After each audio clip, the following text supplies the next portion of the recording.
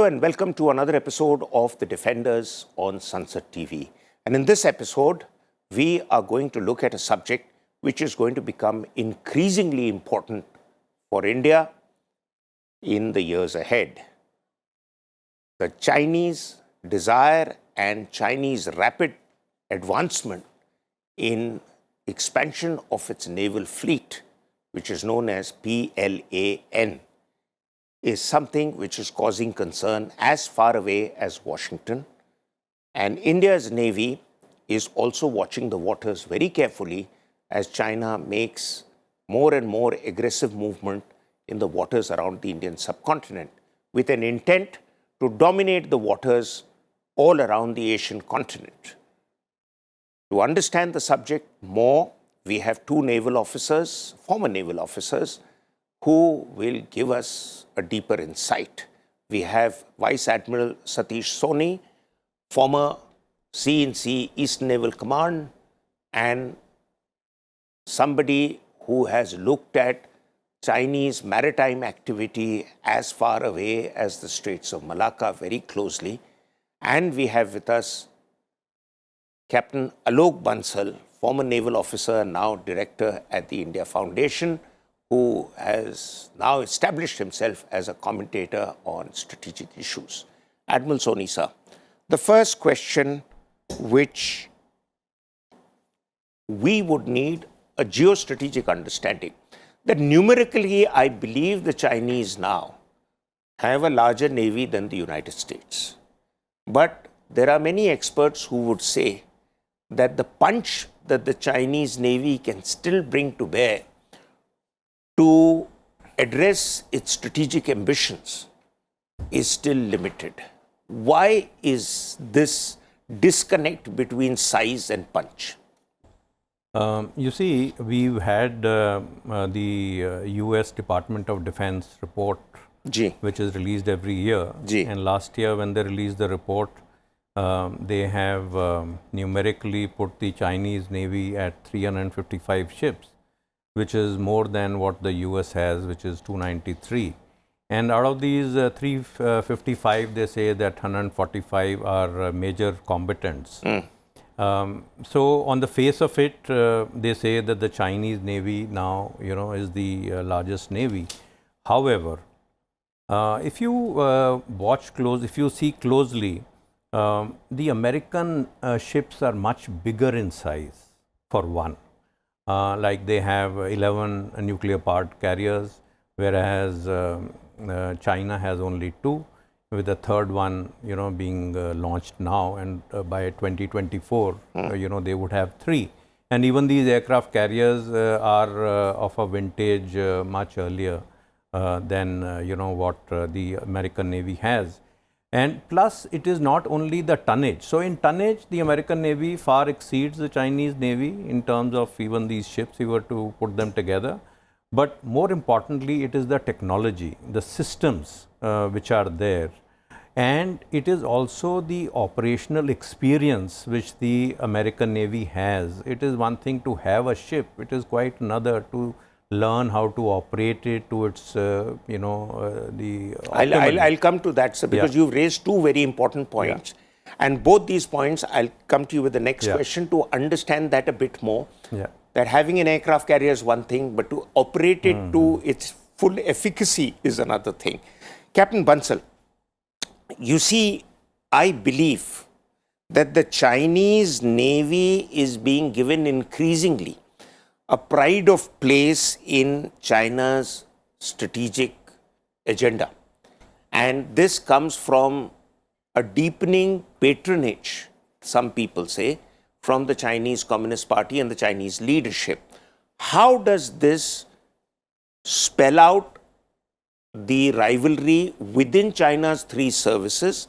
Because let's face it, China's territorial ambitions are also going to be addressed by its army, some of which is in confrontation with ours along the Himalayas, and China's ability to message, as it were, by using the Air Force across the Taiwan Straits or closer to Japan, as we saw recently in an international heads of government summit. So why the patronage to the Navy? See, I think you need to look at it in a very historical context. The PLA evolved as a guerrilla army. So the focus was on army. The system was that you lived off the land. There was no system of logistics, etc. So consequently, after the People's Republic of China came into being in 1949, till as late as 70s, the main focus was on land forces. And that's why you saw Chiang Kai-shek's army firstly retreat to Henan. And when Henan was captured, they moved to Taiwan primarily. And China could not capture Taiwan because it did not possess that sort of a naval force. It did try the Channel Islands off Shanghai where Quemoy etc. were attacked, but Taiwanese fought back and managed to repulse the Chinese forces. Since then, the Navy had been a weakling, and they realized with the passage of time, because for a very long period of time, if you look at it till 70s, the Taiwanese Air Force was also qualitatively much stronger than the Chinese Air Force. So it's after the Sino-Vietnamese War when they talked of military modernization, and they started realizing that they needed to evolve. And it is at this stage, if you look at it, till 70s, till Deng Xiaoping was alive, the Politburo, and especially the standing body of the Politburo of the Chinese Communist Party, was primarily dominated by the Long March generals and people who had direct linkages with the PLA. In fact, when Tiananmen Square happened, General Yang Shangkun and his brother Yang Baibing were still in the Politburo. But subsequently, Deng Xiaoping felt that this needed to be reduced, and the last member from the PLA who was in the standing body of Politburo was Admiral Liu Huacheng. He was also actually an army, but PLA man who subsequently commanded a PLA navy. By this time, the China had started looking that their position, as you always know, Chinese have an inflated sense, and they felt their competition is with the United States. And they realized that if in the Committee of Nations they have to compete with the US, they need Navy, because Navy is that arm of the armed forces which allows a country to influence events far off from its frontiers. And if you have to emerge as a global power, you need to have that capability. And I think that is where they realize that Navy is the key. They have to focus on Navy, because by this time they had also realized that to conquer Taiwan, they might have to confront the US Navy, and that required a strong Navy. Very well put, very comprehensive, and I think we have a fairly good understanding of why China is pushing hard on the naval agenda. Admiral Soni, sir, most recently, as you were mentioning, China is now working at more or less operationalizing its third aircraft carrier, the Type 003 Fujian. And apparently its first two aircraft carriers are also named after provinces of China, and so is the third one. Though Fujian carries a message, and it is closer to Taiwan, and a province which I think in nautical miles will put the aircraft carrier closer to Taiwan's territories than the other two. But what is interesting about the Fujian, and these are based on Chinese claims, you were telling me earlier that they had carried out a number of aircraft launches, which was quite phenomenal with the kind of numbers that you are familiar with. And they are using the electromagnetic launch system, and which I'm told that even the US, despite its long experience of having aircraft carriers, has not perfected. So it's a rather technical system, and to go in for a made in China new product is a bit of an adventure. Perhaps Chinese know better what they are doing. And the second is having an aircraft carrier or three aircraft carriers, as our own experience shows, and our new one apparently is going to be launched by the Prime Minister on 15th August in Cochin. INS Vikrant remake in a way. So what is it that the Chinese need to learn from the experience of managing the aircraft carrier group, which I have personally seen, that aircraft carriers don't move in isolation. They are like the monarch of the sea, and they have a whole fleet around them. So do they have the expertise to really put these to use to service their agenda, as Captain Bansal brought out? You see, the Chinese, China has not been China has not been a maritime power. The Navy was nowhere, in fact. It's only less than 10 years back that they acquired the first aircraft carrier. It was actually Varyag, incomplete carrier from Ukraine when the Soviet Union was breaking up. And then they made a modified Varyag's class. So in some ways, the Fujian is going to be their first attempt as to build an aircraft carrier of modern technology. But still, it is not nuclear powered, And the Americans, as you said, have been having a problem with the exploitation of these advanced technologies, emails and the advanced arrestor gear. Emails is a technology which facilitates quicker launches as opposed to the steam catapults that they were employing earlier. And now we have China, attempting to use this technology on a brand new carrier. So I think it is a big achievement in some ways. Whether they'll be able to succeed is a big question mark. For one, the American carriers use nuclear propulsion and nuclear power. So for them, it might just be easier to exploit the emails, whereas they used steam propulsion. So it's going to be a little challenging.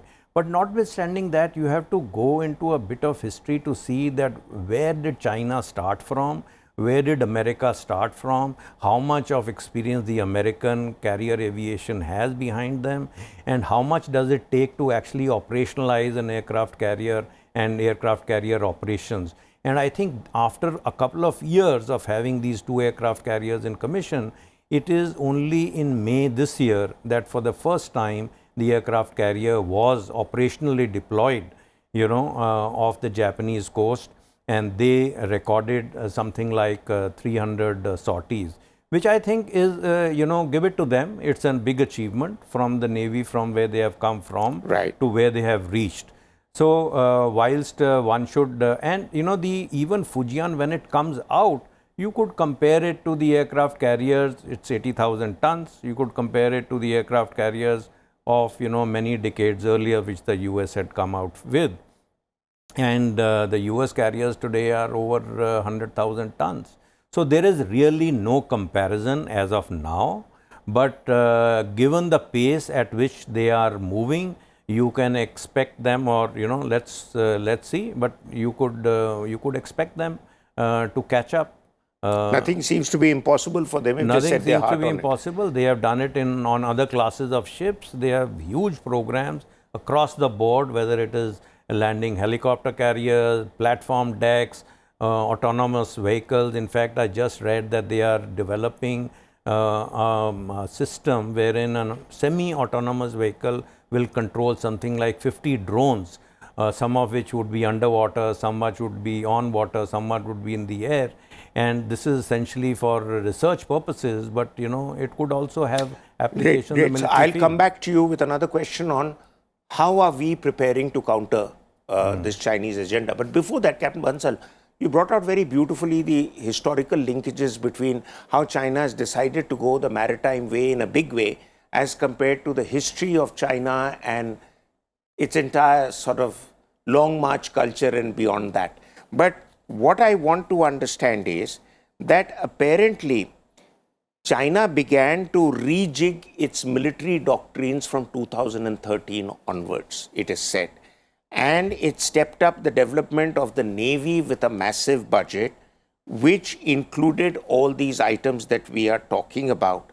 But at the same time, there is, as the Admiral brought out, that the aircraft carrier, which is the bigger part of the messaging, but there are a lot of other things that we don't hear about that much, is like China's submarine capabilities and how they have been visiting Sri Lanka's shores for sure, and also that of some of our other neighboring countries like Myanmar and Pakistan. So collectively, is it that the Chinese are already correctly onto the path of countering our ability in the Indian Ocean, or this is all messaging to unsettle us?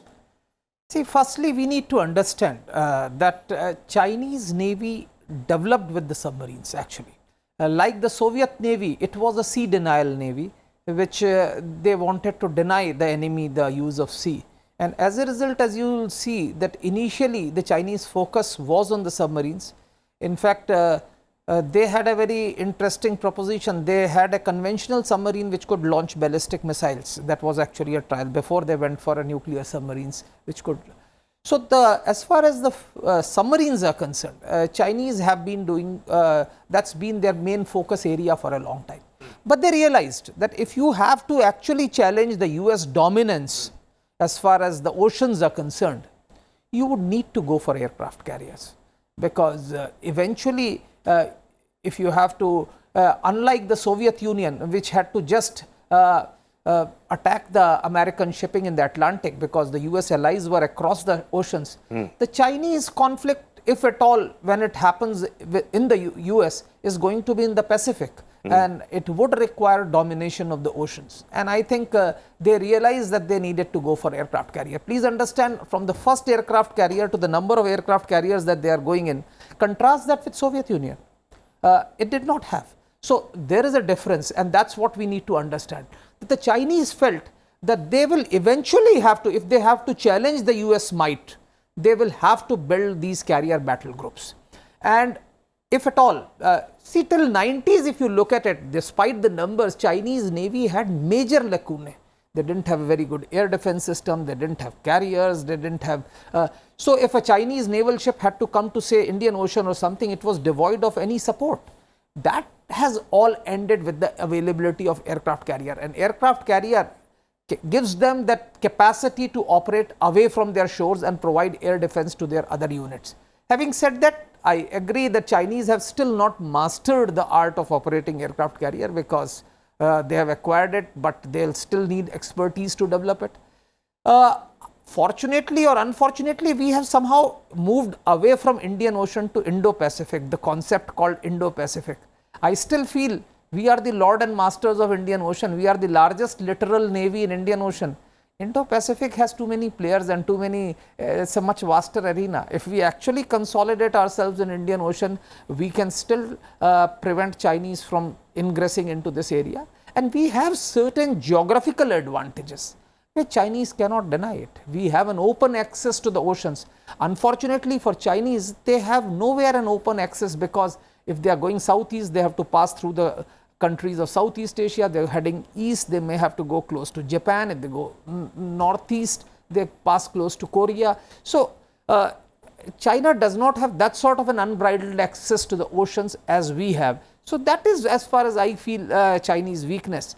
And technologically, despite their research, I still feel US is far, far ahead of China as far as main vessels are concerned. Very or true. Main ships Very true. Though it might seem more reassuring to people in South Bloc what you've just said, but I agree with you that I mean the US has, it's not going to give away the technological edge that easily. You know, they're alert to it. Unlike them, we wake up much later. And that is the question I want to ask you, sir. Having been CNC in the Eastern Naval Command, one of the areas that you would have certainly examined, and I'm not asking for you to lay out the operational plans, but it's always said that the Indian Navy's capacity to give trouble to China in the Straits of Malacca is quite considerable. And also the Indian Navy's capacity to, as Captain Bansal just brought out, to dominate the waters from the shores of Indian coastline right beyond the Andaman and Nicobar, where some parts of those islands are very close to Indonesia. And we are also building naval arrangements with some ports there in Southeast Asia. Do you see a possible standoff there between Indian and Chinese Navy? US support is something I will not discuss in detail now. And could that standoff and our ability to confront them ease off the pressure of us on the Himalayas? You see, every navy develops capabilities depending on the threat perceptions, depending on the budget outlays, inter-se priorities which the government lays down. And I think Indian Navy has been doing well.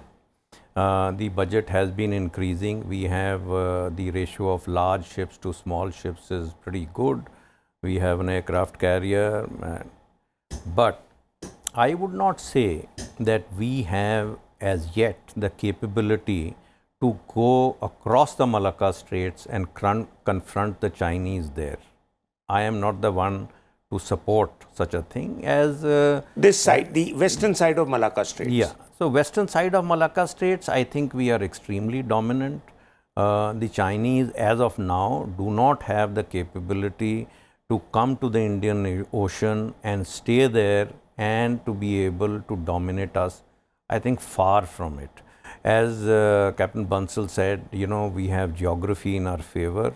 We have the Andaman and Nicobar, a string of islands extending over, you know, such a huge area.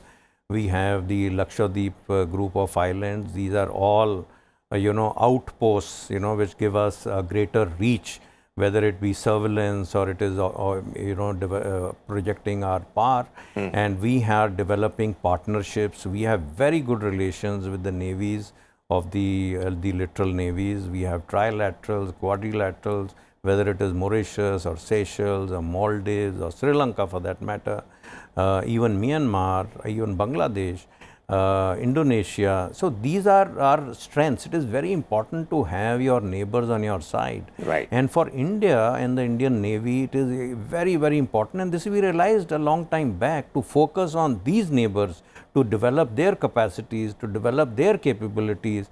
And if we are as a grouping which is together, no navy can dominate us, and China far from it. But notwithstanding that, China certainly has an ambition to come into the Indian Ocean. Their trade is dependent on the sea lines of communication which run across you know, the Indian Ocean region. They have a very good ally in Pakistan. They have the BRI which is terminating at Gwadar. The port is being developed. They are dependent on fossil fuels which come from the Gulf. They have outposts in Djibouti already. While that outpost may be a logistic base, but in Gwadar, which is going to come up, is going to be certainly a military base. Absolutely. And then you have a collusion between the Pakistan navies and the Chinese navy. So these are the emerging threats which I am sure the Indian Navy is looking at, and they are developing capabilities to very well these. brought out, sir. Very well brought out. And it's important that those who view this show on the channel, who don't have that much of maritime expertise as yourself and Captain Bansal, take note of these issues, because we have traditionally looked at our security threats northwards.